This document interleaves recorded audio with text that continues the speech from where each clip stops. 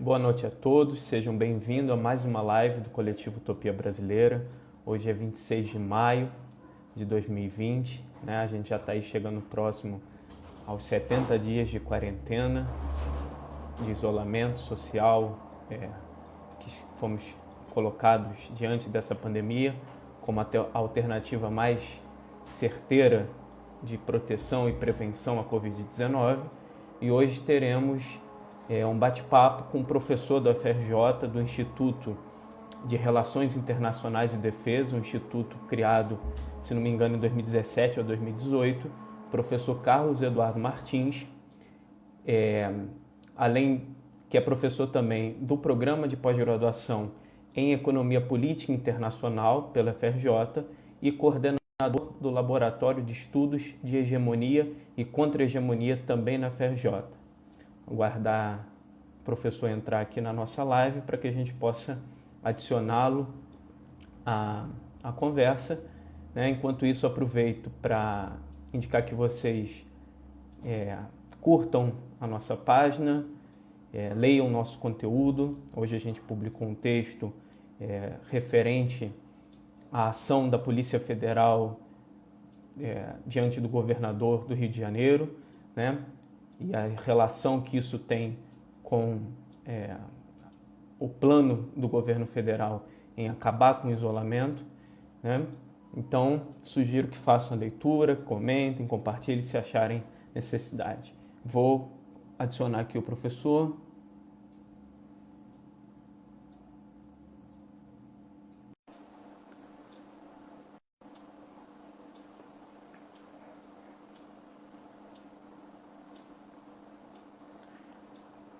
Está aguardando a conexão.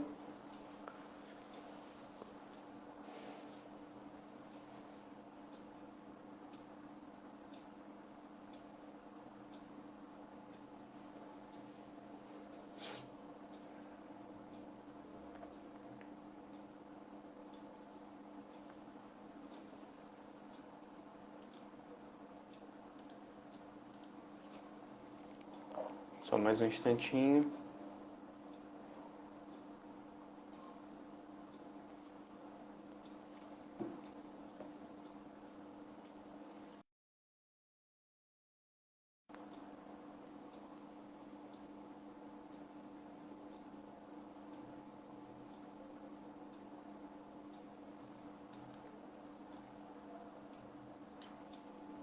Acho que ele não conseguiu entrar. Estou tentando adicionar ele mais uma vez.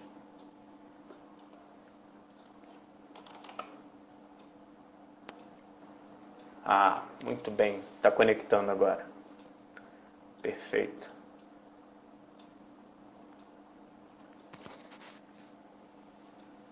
Cadu? Tudo bem, Está nos Pedro? ouvindo? Tudo bem? Perfeitamente. Estava ajustando aqui as configurações do Tá. Instagram para. Eu só não estou conseguindo te ver. Ah, é? Não? Você- Não, não tô te vendo. Precisaria acionar a Deixa eu câmera. Tô te ouvindo perfeitamente, só não tô te vendo. eu acionei aqui. Deixa eu tentar de novo. Espera aí.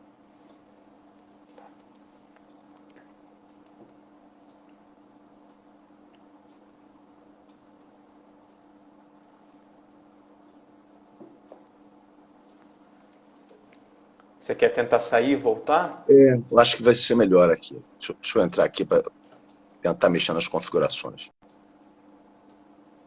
Tá bem. Enquanto isso, vou até abrir o WhatsApp.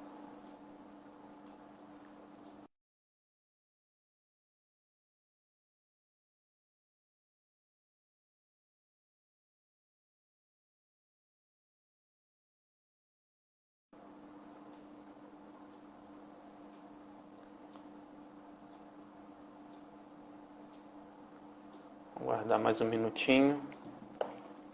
Tinha conseguido o som, mas ainda não tinha conseguido o vídeo com o professor Carlos Eduardo. Enquanto isso, sejam bem-vindos a mais uma live. Espero que gostem do tema de hoje, que é sobre pandemia e globalização, né, especialmente a geopolítica da América Latina.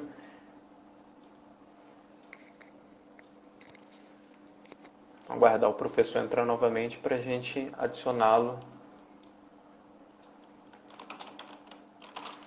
à conversa.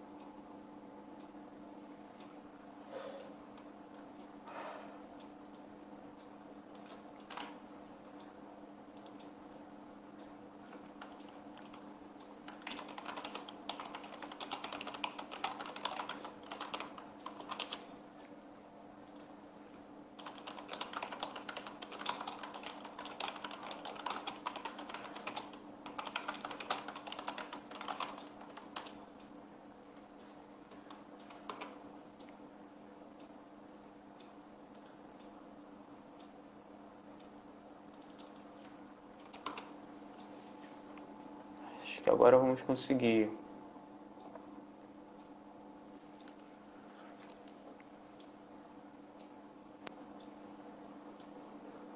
Olá, Pedro. Perfeito.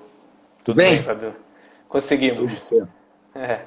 A gente sempre tem um momentinho de tensão, mas a gente consegue. Eu também sou novo no Instagram, então estou aprendendo isso tudo no meio dessa quarentena.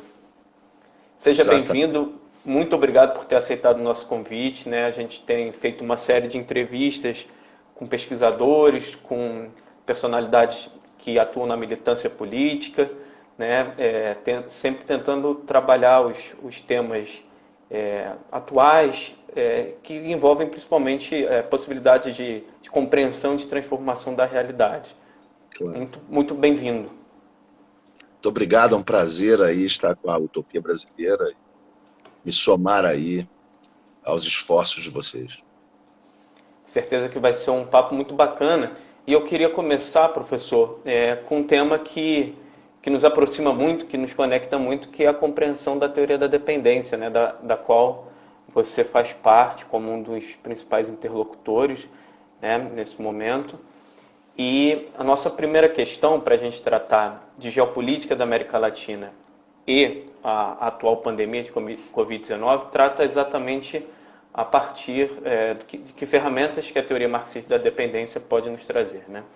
Então, a nossa primeira pergunta partindo, né, do que Rui Mauro Marini, Teotônio dos Santos e a Vânia Bambirra nos legaram como pensamento crítico à dependência, né, que hoje conta contigo como um desses expoentes, quais são, que respostas do ponto de vista da interpretação da realidade, da análise de conjuntura, a teoria da dependência, né, pode nos oferecer, principalmente no primeiro aspecto, para pensar o desastre que tem sido o combate à pandemia no Brasil e também, por exemplo, no Equador.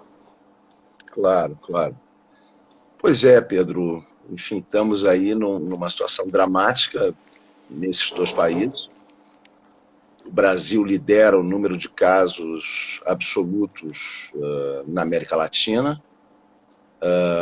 Disputa hoje com os Estados Unidos o maior número de mortos por dia e apresenta uma trajetória de pico aí que pode nos levar aí a um número de mortes em torno de 2 a 3 mil por dia. Nós estamos com um índice de casos por dia em torno de 20 mil casos novos por dia e um índice de letalidade sobre casos concluídos na faixa de 14%.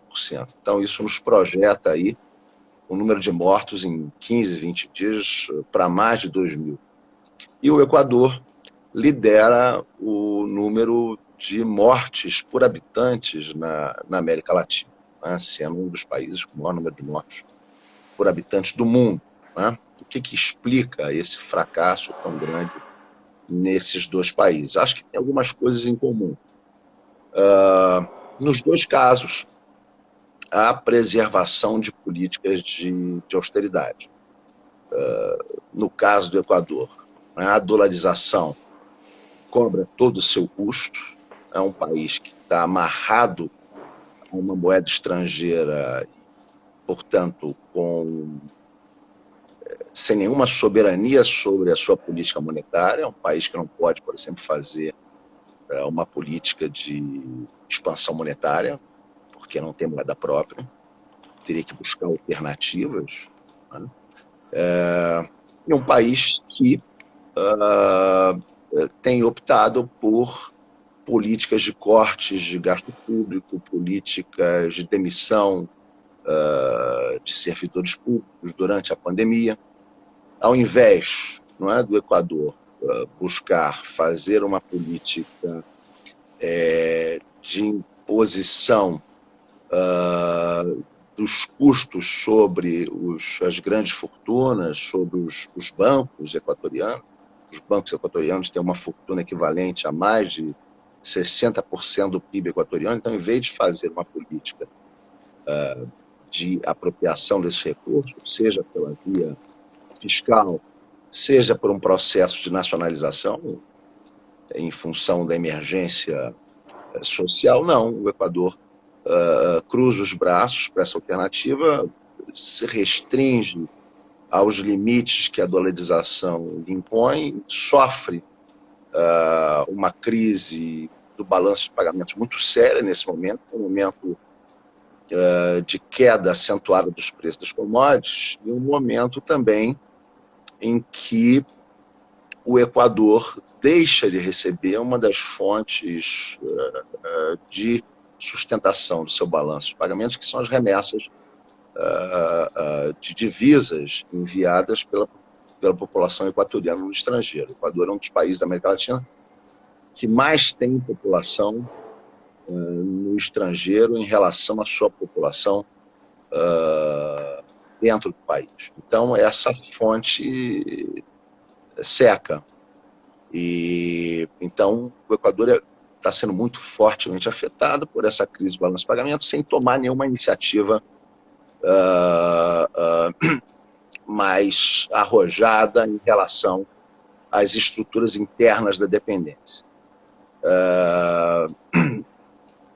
A tentativa, portanto, do governo equatoriano impor uma quarentena, ela se vê completamente desautorizada pela vida. Se trata de uma população pobre, grande parte informal, que precisa sair para trabalhar. Então, as tentativas de impor a quarentena, elas não têm tido efeito, mas a grande causa é a política neoliberal. A política neoliberal de desassistência dessa população que tem levado a isso. Não é?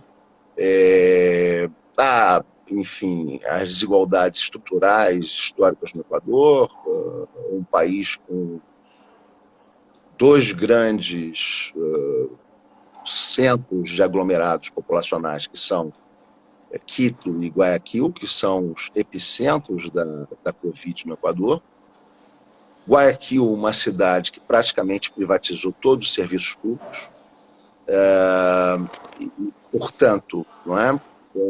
A população se vê aí desassistida em relação às suas necessidades mais básicas. Então, ali realmente há uma situação gravíssima, onde o governo se vê completamente ultrapassado pelo agravamento da situação social, pela sua incapacidade de intervir política e economicamente na estrutura interna da sociedade equatoriana.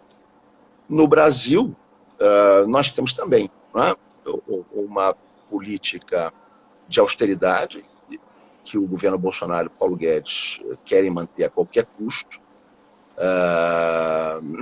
Vemos aí, não é, essa estranha equação que Bolsonaro e Paulo Guedes têm na cabeça, que é de que se os municípios e os estados vão bem, isso é ruim para o governo federal. Então, além disso, o Bolsonaro tem uma posição filosófica pró-austeridade, que é de que nenhum estado e município pode se desempenhar bem, porque ele vê, então, nos prefeitos ou nos governadores possíveis ameaças à sua reeleição em 2022. Então, além do compromisso com o programa de austeridade, tem, enfim, a articulação em todo o esforço da nossa burguesia interna para desarmar a nossa classe trabalhadora. Isso significa informalizá-la, precarizar os trabalhos, precarizar a força de trabalho.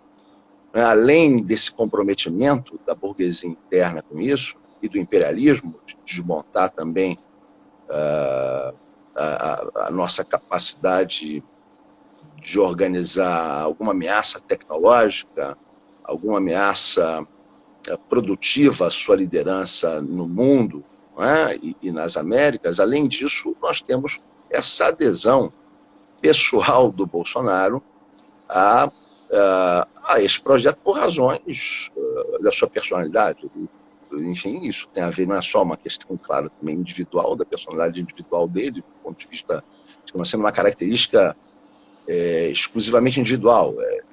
É uma dimensão de uma personalidade fascista que não aceita nenhum tipo de sombra à sua presença, um homem que sabe da sua debilidade como político, sabe da sua debilidade de se desempenhar bem em situação de pressões competitivas que a democracia oferece. Então, se trata de bloquear, asfixiar os estados e municípios, o que nos leva a esse quadro catastrófico no Brasil, um presidente que tem uma posição negacionista em relação à Covid, o que é algo absolutamente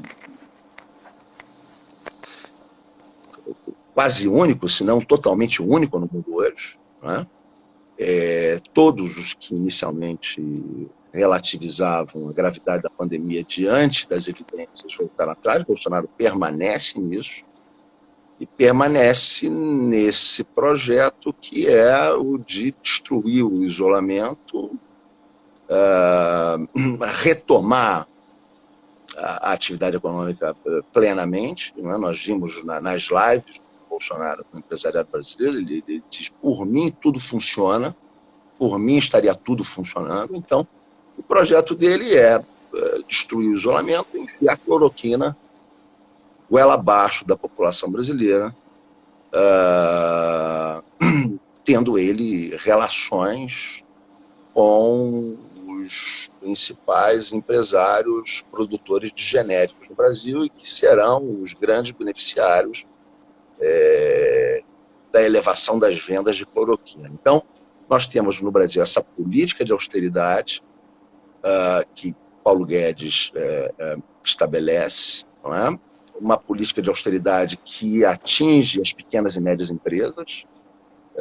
Nós vimos nas reuniões, na reunião interna, na fatídica reunião interna que, enfim, foi publicizada, Paulo Guedes dizendo que nós não podemos perder dinheiro com pequenas e médias empresas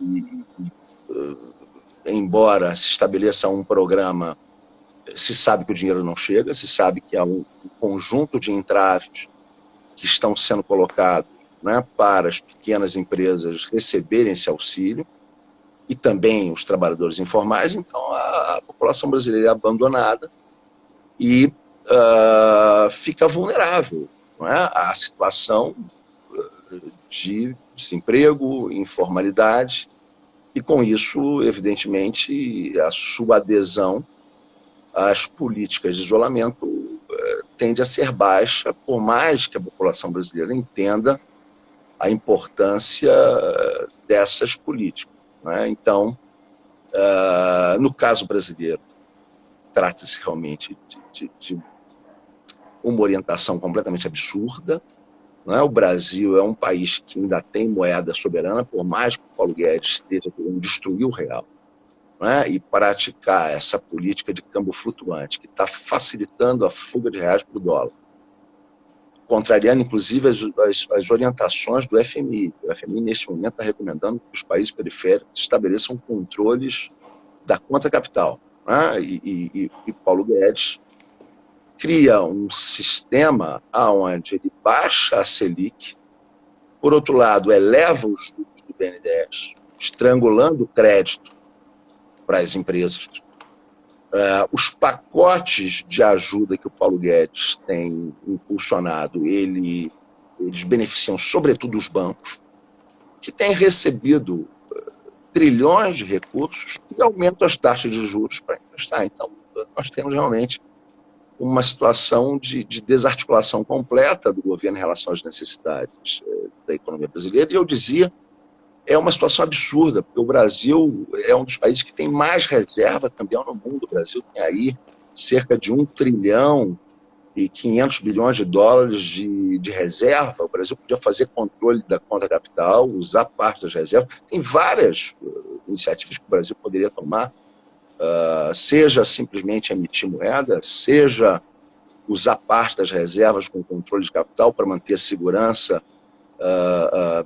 no seu balanço de pagamentos, seja nacionalizar bancos para que os recursos dirigidos a eles realmente chegassem às necessidades da população brasileira. Então, é um governo neoliberal com forte orientação neofascista. Eu diria que é um governo neofascista, predominantemente neofascista, né? Neoliberal, mas predominantemente neofascista. O componente neofascista é o componente mais poderoso desse governo. E isso explica o desastre desses países, né? Esses países estão na contramão de tudo aquilo que os países que têm tido bom desempenho têm feito, que é ampliar a intervenção do Estado na economia, garantir as necessidades básicas dos trabalhadores, ampliar os serviços sociais. É isso que os países que têm conseguido controlar a Covid têm feito e têm tido bom desempenho. Outro caso de um fracasso é os Estados Unidos, que é um país que não tem um serviço público de saúde capaz de atender a sua população. Pelo contrário, nós temos uma saúde nos Estados Unidos amplamente privatizada.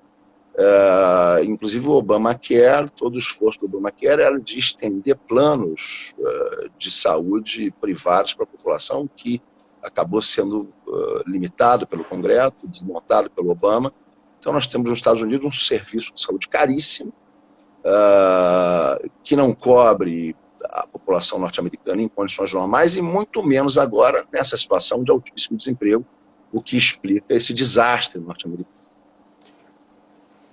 Cadu, então, a segunda pergunta é exatamente sobre o sucesso de alguns países, né?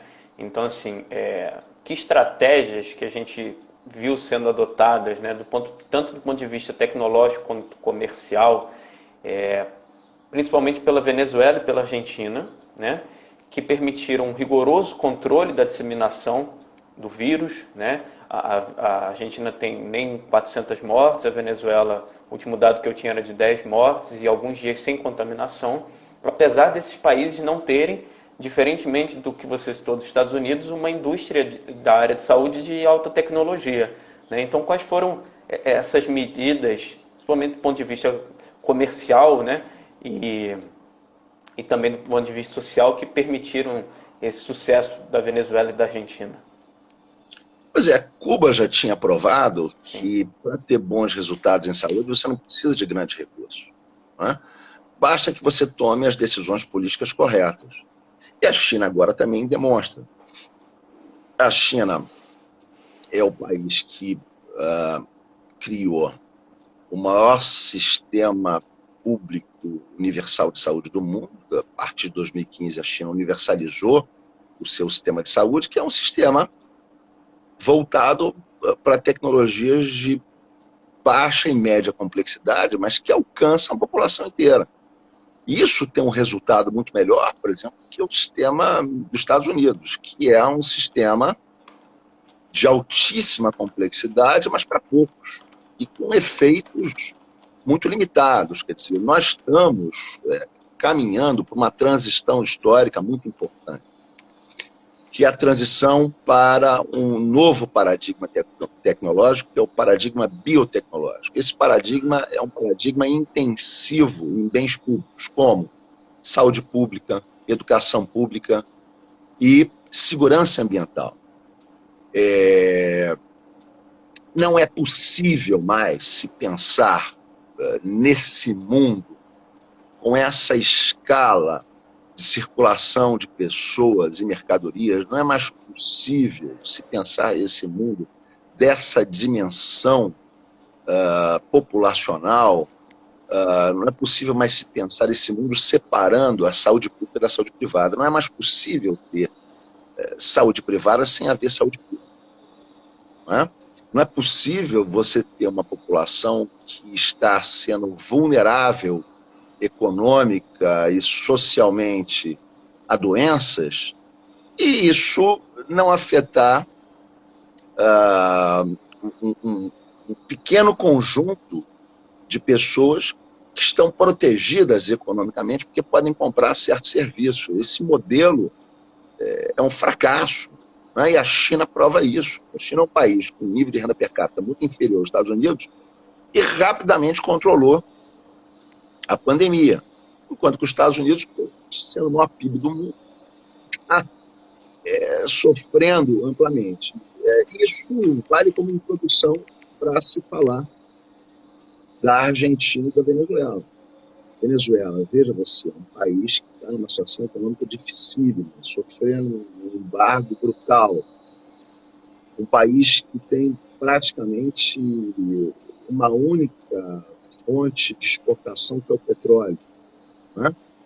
Que, além do petróleo venezuelano sofrer embargo dos Estados Unidos, o petróleo no mundo está numa queda de preços brutal. Mas a Venezuela consegue bons resultados. Por quê? Porque faz boas políticas. Então, o governo venezuelano aplicou o planejamento central, o planejamento estratégico do Estado, impondo a quarentena por razões de saúde.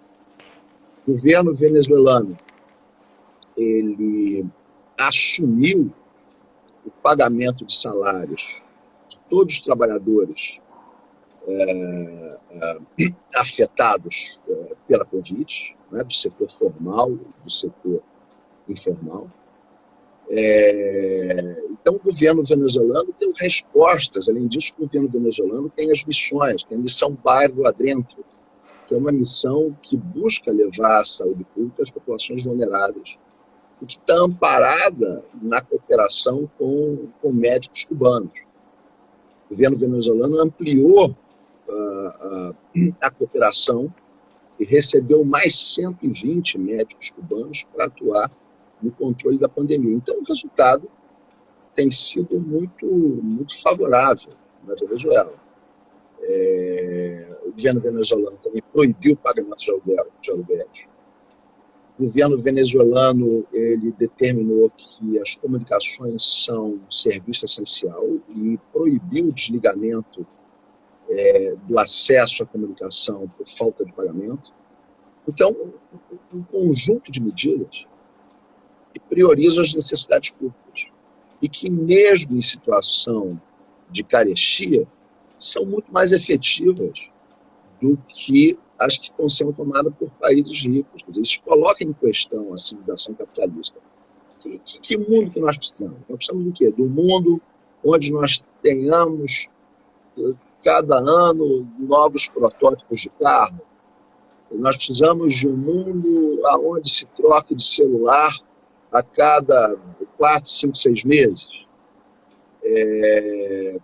Tudo bem, isso tem sua importância, não vamos retirar a importância do celular, por exemplo, da tecnologia de informação,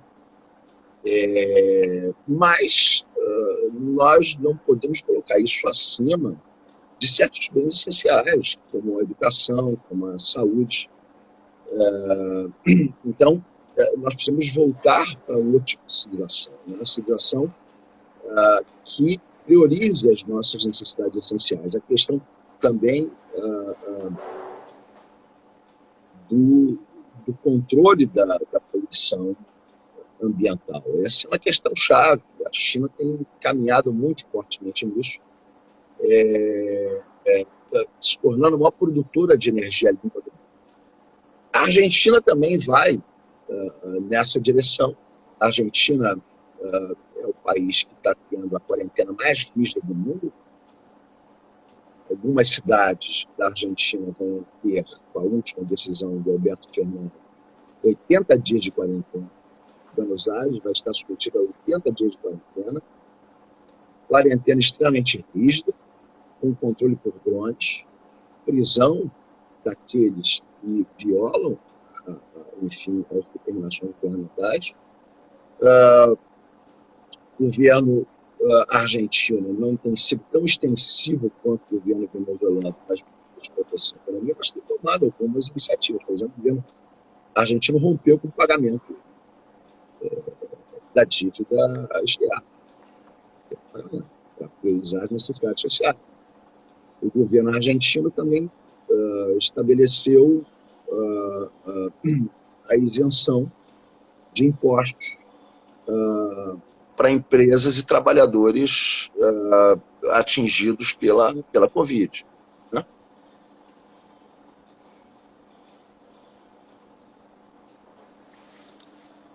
Acho que deu uma travada. Tinha travado um pouco aí. Travou? Voltou? Eu acho que foi o seu que travou um pouco. Eu dizia que o governo argentino tomou medidas fiscais de apoio aos trabalhadores e aos empresários que, de alguma forma, lhes dão alguma capacidade de lidar com esse tipo de situação. Então, são políticas intervencionistas de apoio ao setor produtivo, políticas de enfrentamento ao setor financeiro, no caso da Venezuela, né, políticas de redistribuição de renda importantes em direção aos setores mais vulneráveis. Isso está dando certo no mundo. Sim. Cadu, a gente viu recentemente naquele vídeo divulgado pelo Celso de Mello, né, o ministro da STF, que essa pandemia que no Brasil tem vitimado milhares de pessoas, eu acho que hoje a gente chega a 24 mil pessoas, e infelizmente ainda vitimará mais pessoas ainda, é considerada como uma oportunidade, né? Palavras do ministro lá do desmatamento, Ricardo Salles, para poder alavancar a destruição das riquezas naturais, vender o Brasil a qualquer preço, né? E também foi, logo no início da quarentena, foi uma oportunidade para tentar expulsar o corpo diplomático venezuelano do Brasil, né? E acabou sendo suspenso essa expulsão pelo STF enquanto durar o estado de calamidade pública. A gente não sabe o que vem aí depois, né? E aí eu queria então sua opinião, qual é o papel do Brasil, né? Qual é a relevância do Brasil nessa pressão diplomática, né? Diante desse conjunto de medidas tomadas pelos Estados Unidos para cercar a Venezuela, né? Qual é o papel que o Brasil tem desempenhado nisso? Como é que você avalia todas essas medidas? O Brasil, com o governo Bolsonaro, ele tem procurado jogar um papel subimperialista aqui na região. Ele tem se oferecido para isso, né? Para ser o Israel dos Estados Unidos da América do Sul. Não é à toa que o Bolsonaro anda com duas bandeiras, a bandeira dos Estados Unidos e a bandeira de Israel, e a terceira bandeira brasileira. Então ele reivindica, né, esse papel de guardião dos interesses norte-americanos na América do Sul. E o seu governo é um governo vassalo dos Estados Unidos, um governo que está a serviço de uma ocupação neocolonial do Brasil pelo imperialismo estadunidense. O grande projeto do Paulo Guedes é dolarizar o Brasil. O neoliberalismo, a primeira fase do neoliberalismo, destruiu grande parte da indústria brasileira, desindustrializou o Brasil, claro, oferecendo aos industriais que reciclassem a fonte dos seus lucros da indústria para a dívida pública. Se criou, então, um brutal processo de financiarização da economia brasileira. Agora, a nova etapa da dependência que busca o Bolsonaro é internacionalizar o sistema financeiro, vender os bancos públicos, destruir os bancos públicos e dolarizar o Brasil para amarrá-lo profundamente a hegemonia geopolítica dos Estados Unidos. As quebras de banco privados nacionais que podem ocorrer, isso o governo resolve com um PROE. Né? Ele assume a parte vermelha dos bancos, né? E deixa os banqueiros no azul e, ao mesmo tempo, facilita também, se houve, nesse processo de desindustrialização, uma reciclagem dos lucros da indústria para a dívida pública, o que se propõe agora é uma reciclagem dos lucros do real para o dólar. Não é à toa que grande parte das transferências de recursos no pacote aos bancos que o Paulo Guedes deu, grande parte das transferências vem de redução de impostos com overhead, o que significa exatamente redução de impostos sobre ganhos com a desvalorização cambial. Então, o governo está estimulando a liquidez em dólar. Então, esses são os dois grandes projetos, os dois grandes pilares do governo Bolsonaro. Dolarização do Brasil e a reivindicação de um papel subimperialista. Um papel subimperialista que encontra nesses militares brasileiros que assumiram efetivamente essa perspectiva antipopular com o golpe de 2016, perspectiva essa que já tinha sido estimulada, né, com algumas condutas equivocadas dos governos petistas. Uma conduta tragicamente equivocada foi a ocupação do Haiti pelas tropas brasileiras com a MINUSTAH. Isso aí reforçou o alinhamento ideológico do Brasil aos Estados Unidos. O Brasil foi lá para defender interesses norte-americanos. E o primeiro comandante das tropas brasileiras, hoje se sabe que foi assassinado. Foi assassinado porque não queria empregar as tropas da MINUSTAH nas favelas haitianas. E quem foi para o lugar dele foi o general Augusto Heleno. Augusto Heleno. Né? Então, o Haiti foi palco de cristalização de uma nova geração de militares fascistas dentro do exército brasileiro. Né? Além disso, o outro grande problema dos governos petistas foi uma comissão da verdade que arranhou, mas não feriu de morte os golpistas, né? Violando uma das recomendações básicas do Maquiavel desde 1500. O mal você faz de uma vez só. Você fica arranhando, não faz nada. Então, você alinhou os militares brasileiros aos Estados Unidos, por mais que você abrisse programas de cooperação com a China, com a Rússia, não teve nada do tamanho do envolvimento brasileiro com a MINUSTAH. Nada foi feito no governo petista desse tamanho, dessa proporção. Então, o resultado é que nós cristalizamos uma geração de militares profundamente alinhados aos Estados Unidos,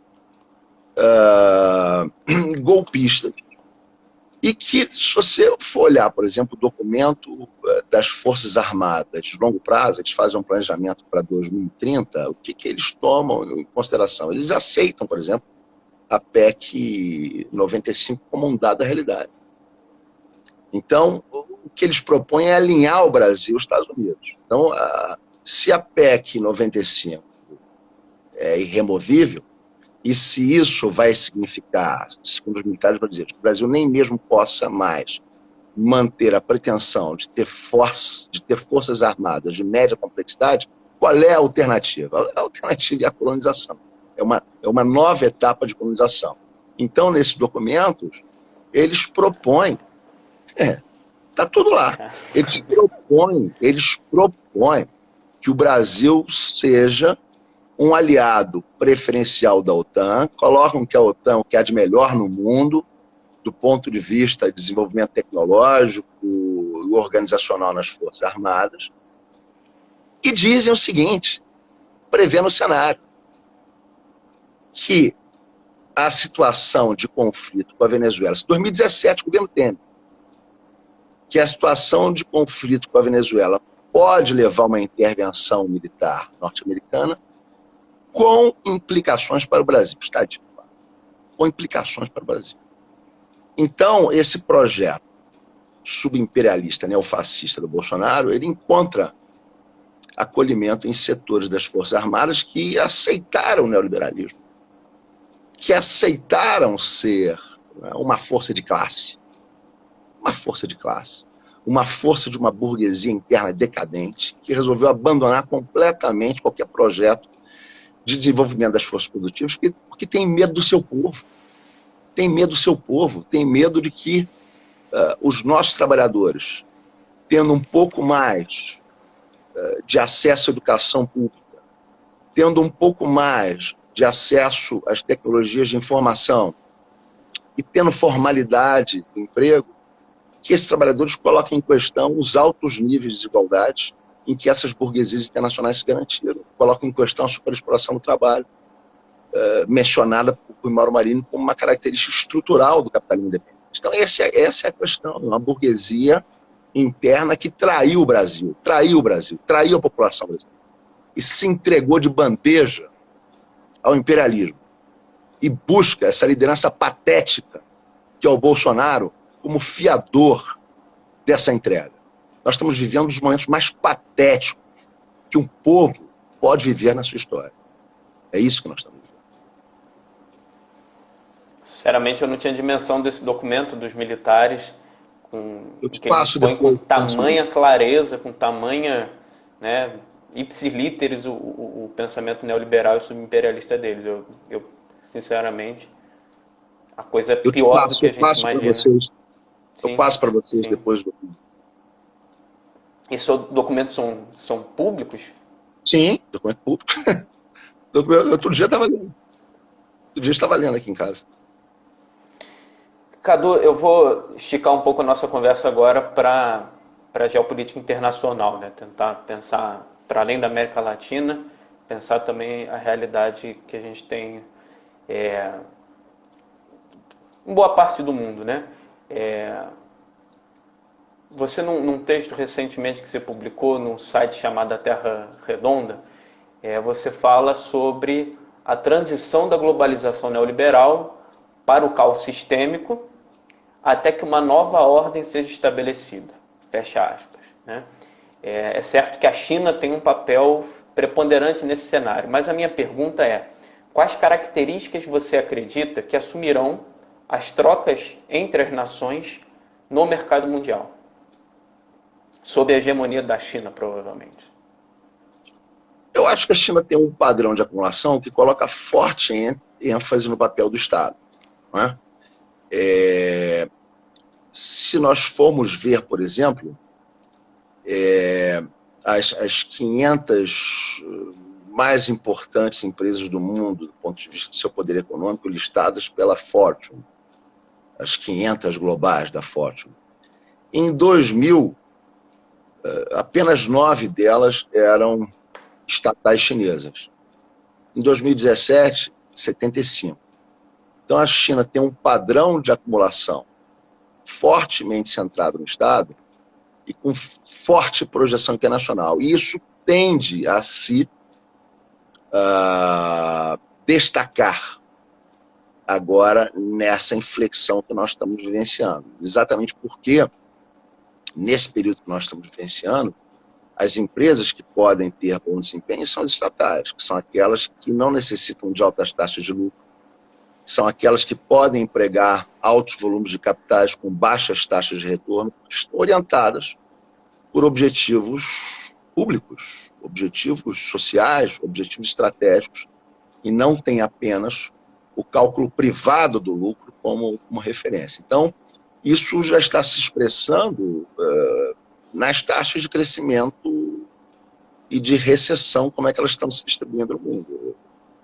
Os organismos internacionais preveem que a China vai ter uma taxa de crescimento em torno de 2,5% e 3% esse ano, enquanto que Estados Unidos e Europa vão afundar numa recessão que vai exportar 5%, 6% do PIB.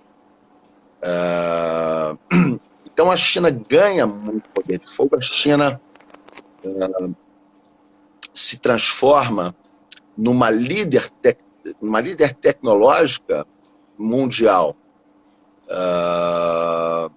em saúde, em tecnologias de média complexidade em saúde. O setor farmacêutico chinês, ele é fortemente controlado por empresas estatais, e a China pretende dar um salto no desenvolvimento desse setor.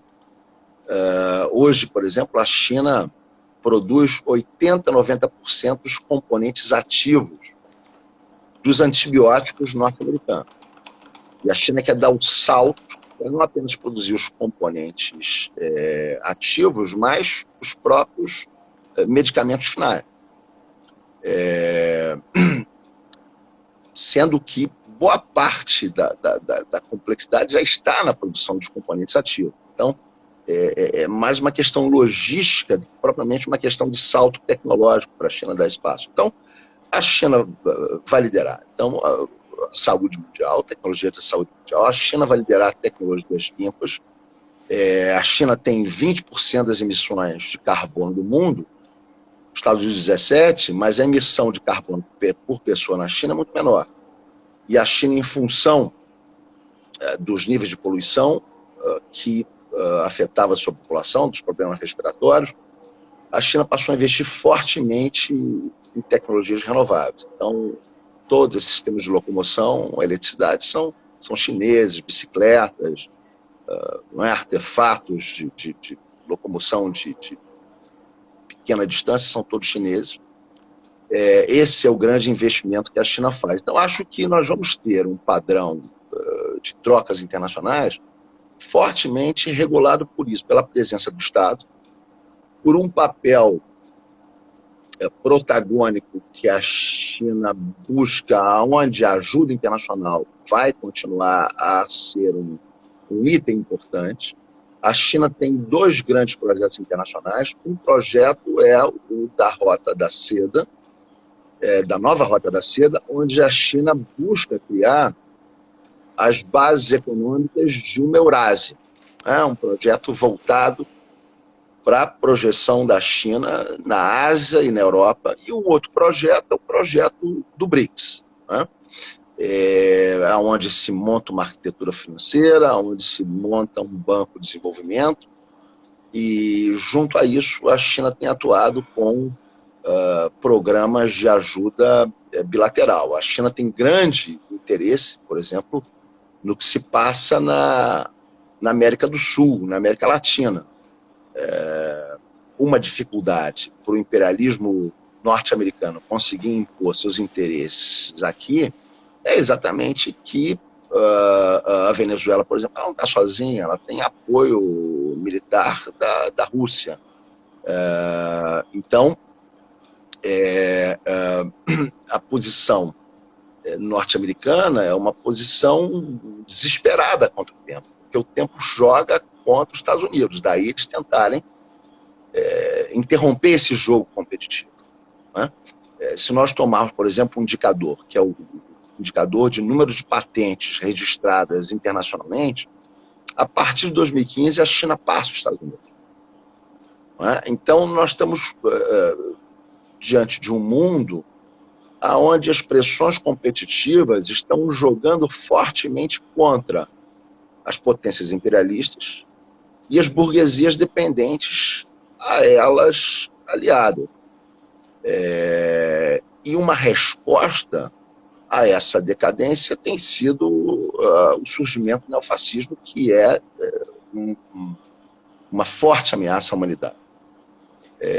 Mas também os adversários dessas forças são poderosíssimos e a China está aí se projetando. Eu acho que nós deveríamos ter um padrão de comércio internacional, caso se afirme essa liderança virtuosa, que não se trata, creio, de uma nova hegemonia. Não vejo um mundo, por exemplo, onde perca o imperialismo norte-americano ocidental, não vejo um mundo que emerja em torno de uma nova potência hegemônica. Não vejo assim. Eu vejo um mundo mais multipolar, um mundo mais diverso, mais intensivo em democracia nos organismos internacionais. A China tem liderado aí todo um projeto de reforma dos organismos internacionais junto com outros países, o Brasil, que liderava, né, nas gestões anteriores dos governos petistas. Então, eu acho que se esse tipo de força predominar, nós poderíamos ter trocas internacionais reguladas pelo Estado. Acho também que a crise internacional vai nos levar a isso. Acho que um dos efeitos da crise internacional colocadas pela Covid, um dos efeitos colocados pela Covid, é que o dólar vai ficar sob ameaça. E o dólar vai ficar sob ameaça por quê? Porque os Estados Unidos vai ter que ampliar fortemente a sua dívida para realizar gastos em atenção à sua população, e também vai ampliar fortemente a sua dívida pública em função da recessão, que vai ampliar os seus déficits. Mas, por outro lado, os Estados Unidos já parte de um altíssimo nível de endividamento e vai ter cada vez mais dificuldades que outros países financiem seus gastos internacionais. Então, a China, por exemplo, a China saltou, deu um salto nas suas compras de títulos da dívida pública norte-americana em 2000, de uns 50 bilhões para 1 trilhão e 300 bilhões de dólares de 2000 a 2013. A partir daí, a China começou a se desengajar. E agora, com essa crise mundial, a pressão para que os países ampliem os gastos públicos contra a recessão, contra a pandemia, vai ser altíssima, o que vai levar a uma reivindicação de que essas reservas, esse alto volume de reservas que é depositado no FED, seja usado com objetivos internos. O que também vai levar a um outro movimento, que é um movimento de colocar em questão a liberalização de capitais, buscando essa alternativa do controle de capitais. Então, os fundamentos que levaram à hegemonia do dólar, que são um baixo nível de endividamento dos Estados Unidos. Quando o neoliberalismo começou a avançar no mundo, a dívida pública norte-americana estava em 33%, hoje está em mais de 100%. Né? Então, um primeiro item é o baixo nível de endividamento dos Estados Unidos. Um segundo item é uma alta capacidade dos Estados Unidos de se financiar internacionalmente. Também, cada vez é menor, em função de que os países vão precisar usar as reservas para suas necessidades internas. Um terceiro item era a abertura da conta capital e políticas neoliberais, que também vão ser postas em questão, exatamente porque vai precisar sair de políticas neoliberais para políticas intervencionistas. E, por outro lado, o fato de se ter menor reservas vai levar os países a tomar medidas cautelares em relação ao seu balanço de pagamento. E um quarto elemento, é importante mencionar, é que nós temos uma potência emergente, uma moeda internacional, que é o renminbi, desde 2016 reconhecido como moeda internacional, e que está agora criando uma moeda digital. Então, eu acho que não vai ser para amanhã, mas o caminho do declínio do dólar e de sua substituição por outra alternativa, esse caminho está avançando. Cadu, a gente tem um teto que é de 1 hora, e não é eu que coloquei, nem o coletivo, é o próprio Instagram. Ele corta a live a partir de 1 hora, né? Mas eu acho que dá tempo de você tecer um comentário rápido sobre uma última pergunta que eu vou tentar casar o que eu tinha planejado com o que o Hugo colocou aqui. Juntar duas em uma, né? Por um lado, a sua opinião sobre, dentro do campo da esquerda brasileira, essa negação das experiências socialistas. E por outro, o que a gente teria hoje de concreto, né, de palpável, de lideranças, acredito eu que é o Hugo que está perguntando, né? Quais são as lideranças observadas por você que teriam a capacidade de frear esse rentismo, a financiarização da economia brasileira? Não sei se dá para responder as duas ou fazer um comentário final nesse sentido.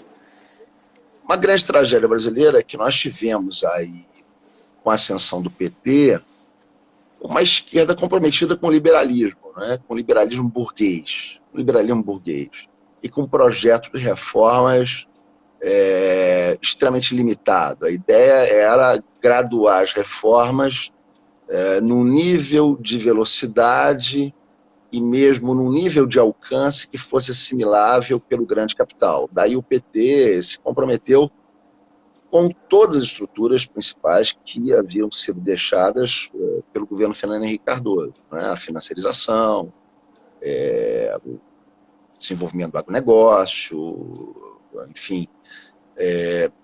A própria desindustrialização não foi significativamente revertida. Então, nós precisamos romper com esse modelo liberal. Esse modelo não funcionou e nós não temos no Brasil uma democracia que mereça esse nome. Nós não temos uma democracia que mereça esse nome. A democracia que nós temos é um acordo que as classes dominantes fazem para exercer o domínio sobre o nosso povo. Toda vez que esse acordo é colocado em questão internamente, as classes dominantes querem acabar com o jogo. Essa é que é a verdade. Então, nós não podemos nos encantar com esse simulacro de democracia que nós temos e, em nome disso, questionarmos outras experiências legítimas socialmente que não desenvolveram, digamos assim, ainda um modelo de democracia socialista que nós sonhamos. Nós não podemos rejeitar essas histórias, que são histórias em processo, em nome de um modelo abstrato que nós não temos nem de longe, né? A rigor pouco funciona no capitalismo mundial, como nós estamos vendo nos Estados Unidos, que está morrendo lá, está morrendo, né? Os trabalhadores, a população desassistida. Então, nós precisamos romper com isso e assumir a nossa dimensão histórica, né? Assumir que os povos têm diferentes trajetórias. A Venezuela fez todo o esforço possível para manter a vinculação do socialismo com um regime político competitivo em termos de disputas eleitorais, né?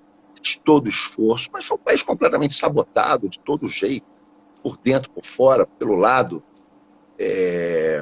Então, é possível manter, né, aquela dinâmica que a Venezuela encantava o mundo como modelo de democracia, modelo de democracia participativa. Tem um minutinho que vai encerrar. Um minutinho para fechar. Então, é isso. Eu acho que nós temos que rever essa vinculação da esquerda ao liberalismo político, e acho que tem várias lideranças surgindo aí que podem nos colocar noutra direção. São várias. Eu não queria cometer nenhuma incorreção de indicar algumas e não outras. Mas eu acho que esse é o caminho que nós devemos trilhar, né?